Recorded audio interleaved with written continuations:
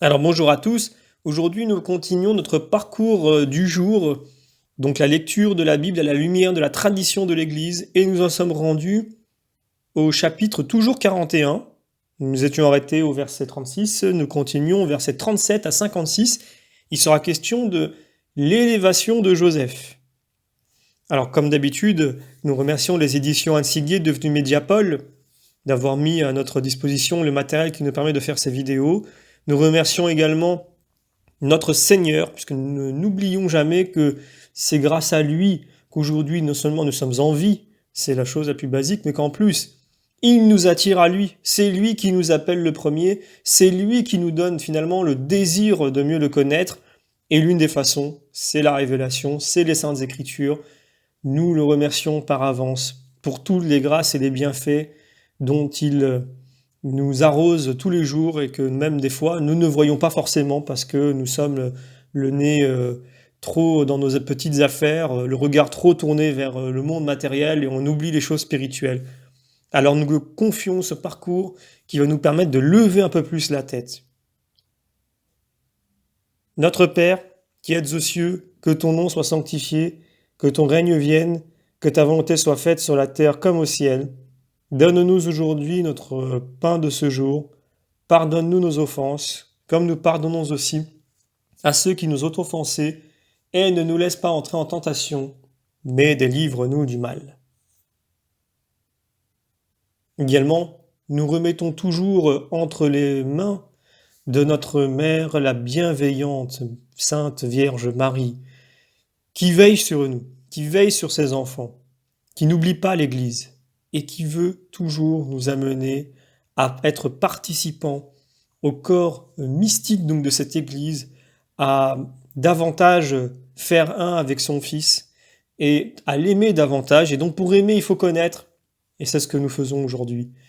Comme toujours, nous lui faisons confiance. Par elle est venu le Christ. Par elle, nous souhaitons aller au Christ. Je vous salue Marie, pleine de grâce, le Seigneur est avec vous. Vous êtes bénie entre toutes les femmes, et Jésus, le fruit de vos entrailles, est béni. Sainte Marie, Mère de Dieu, priez pour nous pauvres pécheurs, maintenant et à l'heure de notre mort. Amen. Comme toujours également, nous faisons une demande toute particulière à l'Esprit Saint, de venir corriger dans nos cœurs les erreurs éventuelles qui peuvent venir s'y glisser. Alors, démarrons sans plus attendre désormais notre parcours du jour.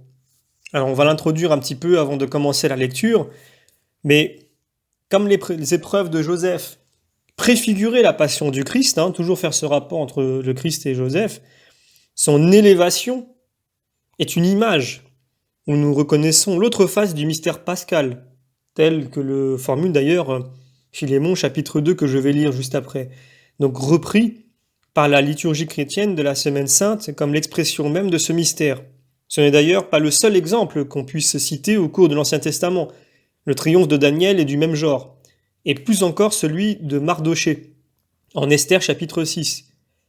Ce n'est pas étonnant puisque l'Évangile en fait une loi de la vie spirituelle, car tout homme qui s'élève sera abaissé, et qui s'abaisse sera élevé.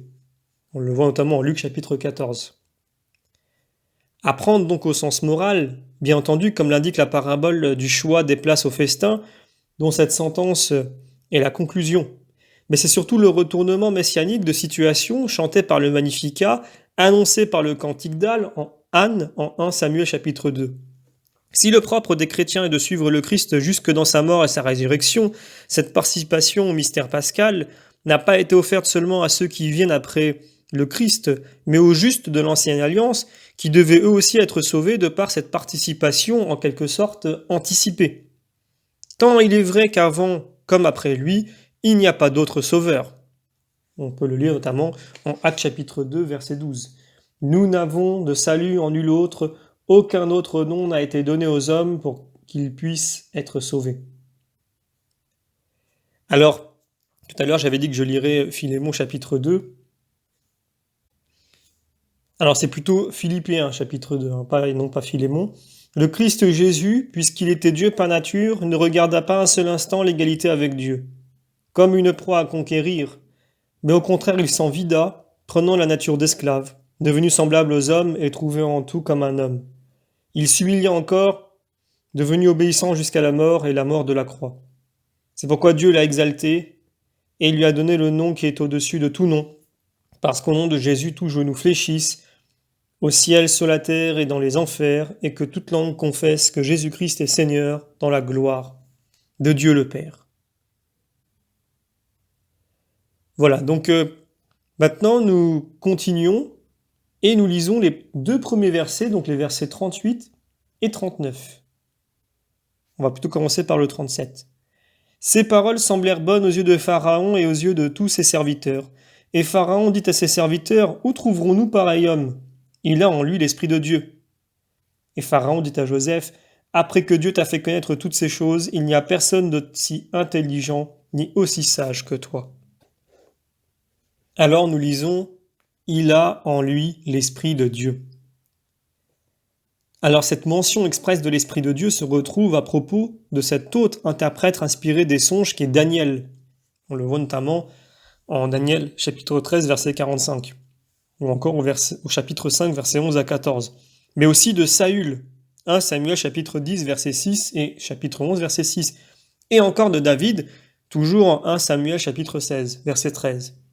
Et d'abord, des artisans de la tente de la rencontre qui reçoivent avec l'Esprit de Dieu les dons d'intelligence et de sagesse. Exode chapitre 31, versets 1 à 6, et donc reconnu par Pharaon en Joseph.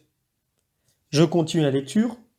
« Tu seras à la tête de ma maison, et tout mon peuple obéira à ta bouche. Par le trône seulement je serai au-dessus de toi. » Pharaon dit encore à Joseph, « Vois, je t'établis sur tout le pays d'Égypte. » Alors par le trône seulement je serai au-dessus de toi. On pense évidemment au Polominus du psaume chapitre 8, mais plus encore au Christ, qui tout en proclamant que son Père lui a tout donné, Jean chapitre 3 verset 35, afin que tous honorent le Fils comme ils honorent le Père, Jean chapitre 5 verset 23, n'en tient pas moins à reconnaître que le Père est plus grand que moi, Jean 14 28. Telle est la hiérarchie. Tout est à vous, mais vous êtes au Christ et le Christ est à Dieu. Et quand toutes choses auront été soumises au Christ, alors le Fils lui-même se soumettra à celui qui lui a tout soumis, afin que Dieu soit tout en tous. On peut le lire notamment 1 Corinthiens chapitre 3, versets 22 à 23, ou encore le chapitre 15, verset 28. Je continue la lecture, je prends les versets 42 à 44. Pharaon ôta l'anneau de sa main et le mit à la main de Joseph, il le fit revêtir d'habits de lin fin et lui mit au cou un collier d'or. Il le fit monter sur le char qui venait après le sien, et l'on criait devant lui, « Place au conseiller du roi. » C'est ainsi qu'il fut établi sur tout le pays d'Égypte.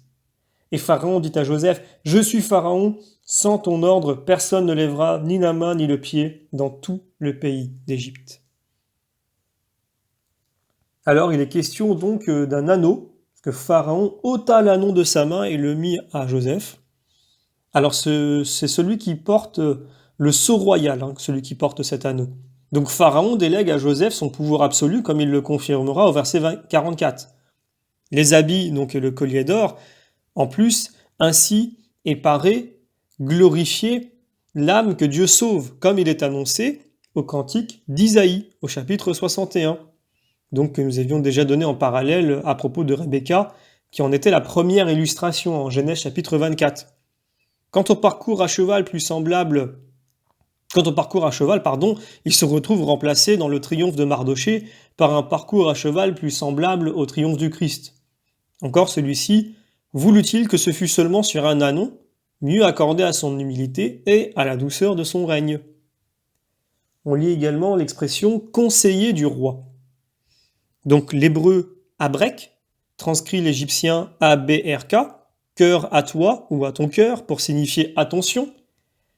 Donc voilà, ce que l'on pourrait traduire par place, mais la suite même du verset montre qu'il s'agit d'une sorte d'investiture et de la notification à tous de la nouvelle dignité de Joseph, si impérative soit-elle. À elle seule, l'interjection serait donc insuffisante à en faire comprendre tout le sens. Elle doit être expliquée par le titre « conseiller du roi ».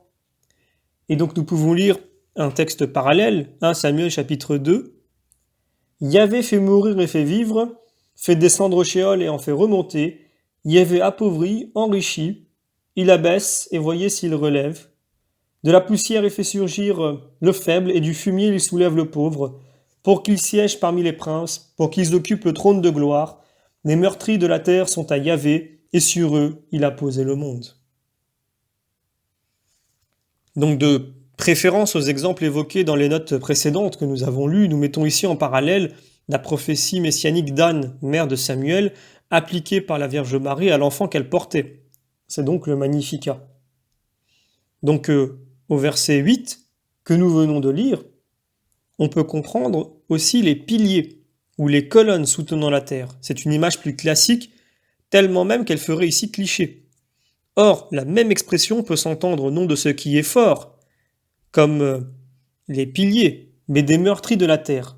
C'est évidemment plus inattendu que Dieu s'appuie ainsi sur ce qui est faible, mais c'est bien cette interprétation qui est seule cohérente avec les versets précédents, et avec le retournement messianique, également prêché par saint Paul aux Corinthes, notamment au chapitre 1, versets 18 à 30.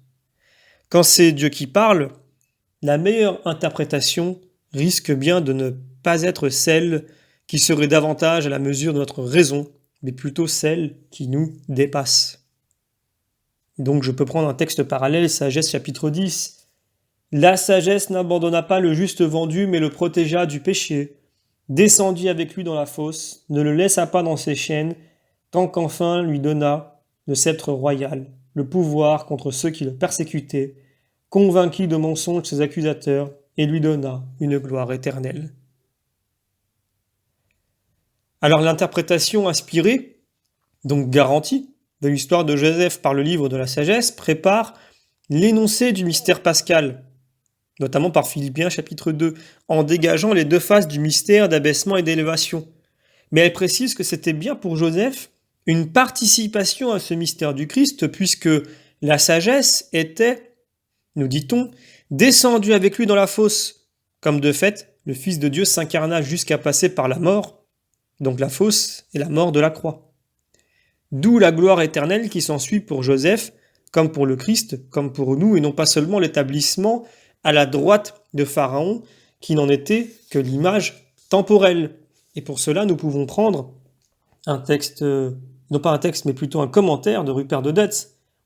Joseph, portant les insignes royaux, établi prince de la maison du roi, et appelé en langue égyptienne sauveur du monde pour avoir épargné à la terre entière les ravages de la famine, Joseph qui s'avance sur un char royal précédé d'un héros pour que devant lui tout genou se fléchisse, est comme la belle image et le miroir très clair de Jésus-Christ, Fils de Dieu, revêtu de la robe d'immortalité, et que le Père a couronné de gloire et d'honneur, l'établissant sur toutes ses œuvres de ses mains.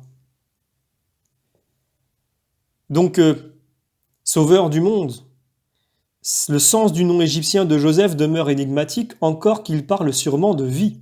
C'est la Vulgate qui en donne cette interprétation, évidemment favorable au parallèle Joseph-Jésus, dont le nom même signifie Yahvé sauve. Je continue avec la lecture maintenant des versets 46 et suivants. Joseph était âgé de 30 ans quand il se présenta devant Pharaon, roi d'Égypte. Il quitta Pharaon pour parcourir tout le pays d'Égypte.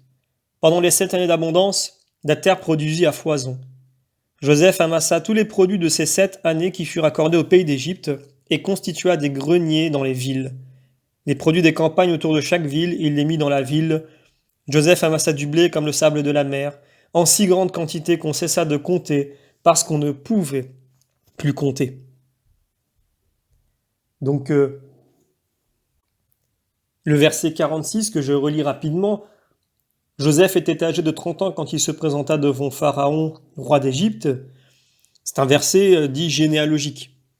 Mais Rupert de Detz, lui, s'intéresse plutôt à la blessure que Joseph pouvait garder au cœur jusque dans son triomphe. Est-il donc abusif de supposer que là encore, il annonce le souci et la patience que jusque dans sa gloire céleste, le Christ a au cœur pour nous amener enfin nous aussi à partager sa joie éternelle? Je prends le commentaire de Rupert de Detz. Dans l'élévation, les honneurs et la gloire, Joseph garde la modestie et l'humilité de l'âme. Ne pouvait-il, avec les chars du roi, aller se montrer triomphalement à ses frères et inviter son vieux père à partager sa félicité? Il le pouvait. Mais ne présumant rien de lui-même, attendant un signe de la volonté divine, il remettait le temps et l'heure entre les mains de Dieu, qui toujours avait pris soin de lui. Tout ce que l'apôtre dit à la louange d'Abraham, d'Isaac et de Jacob, par la foi ils demeurent en la terre de la promesse comme en terre étrangère, vivant sous l'attente et confessant qu'ils sont pèlerins et hôtes sur la terre, tout cela, dis-je, est dépassé par la patience, ou plutôt la passion de Joseph. Car il est plus dur d'être vendu comme esclave que de voyager comme un pèlerin libre, plus dur d'être humilié sous les fers que de vivre sous la tente. Porté par la même espérance qui avait fait embrasser à son père, à ses pères, leur condition d'exilé, ce juste embrassait son esclavage. Autrement, il aurait eu le temps de convoquer son père, comme dit l'apôtre, ils auraient eu le temps de retourner dans leur pays d'origine. Mais de même que ses pères aspiraient à une cité meilleure, Joseph désirait lui aussi un père excellent, tout en espérant de la bonté divine la consolation de son père terrestre. Ayant été vendu comme esclave, Joseph reconnaissait appartenir selon la loi humaine à ceux qui l'avaient acheté. C'est donc en toute justice et avec une foi digne de louange que Joseph servit humblement et fidèlement, aussi bien sur le char du pharaon que dans la prison. Il considérait qu'il était un esclave acheté, et non que son éminente sagesse avait fait de lui le père du pharaon. Sur un char royal, Joseph parcourt l'Égypte. Ce sont les quadriges de l'évangile dont parle Habakkuk. Des chars apportent le salut. Et quand Pharaon change le nom de Joseph et l'appelle sauveur du monde, il ne dit pas cela de son propre mouvement, mais il prophétise le salut du Christ. Voilà. Donc dans le chapitre toujours 41 de la Genèse, au verset 55, il y a l'expression « aller à Joseph ». Donc le parallèle est évident avec Jean chapitre 3 verset 35. Le Père aime le Fils, il a tout remis en sa main. Et Actes chapitre 4 verset 12. Donc que j'ai lu tout à l'heure, nous n'avons de salut en nul autre. Aucun autre nom n'a été donné aux hommes pour qu'ils puissent être sauvés. Et donc ce parallèle est familier à la tradition chrétienne. Mais donc nous terminons plutôt ici ce récit de la passion et de l'élévation de Joseph par son parallèle avec le Joseph de l'Évangile, qui est annoncé au chapitre 39. Je vais lire pour cela un commentaire de saint Bernard de Clairvaux et nous allons conclure avec ce commentaire. Réfléchis à cette appellation dont Dieu daigna honorer saint Joseph quand on l'appelait et le considérait comme le Père du Christ. Réfléchis à son nom, qui veut dire accroissement, et tu comprendras qui fut saint Joseph et quelle sorte d'homme.